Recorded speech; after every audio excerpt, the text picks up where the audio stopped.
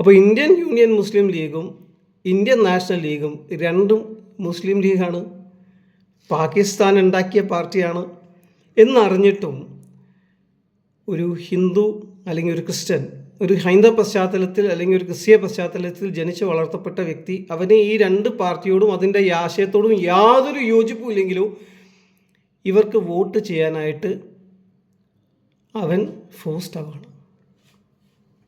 ആ സ്ഥിതിവിശേഷം ഒഴിവാക്കിയേ പറ്റൂ. നമ്മൾ മോദിജിയുടെ വികസിത ഭാരതവുമായിട്ട് ചേർന്ന് വികസിത കേരളത്തിന് വേണ്ടി പരിശ്രമിക്കണം.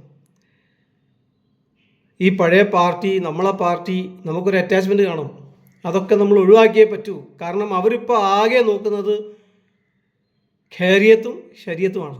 അവർക്ക് എങ്ങനെയെങ്കിലും ജയിക്കണം, അത്രയേ ഉള്ളൂ. അതിന് അവർ മുസ്ലിം ലീഗായാലും അവർക്ക് കുഴപ്പമില്ല.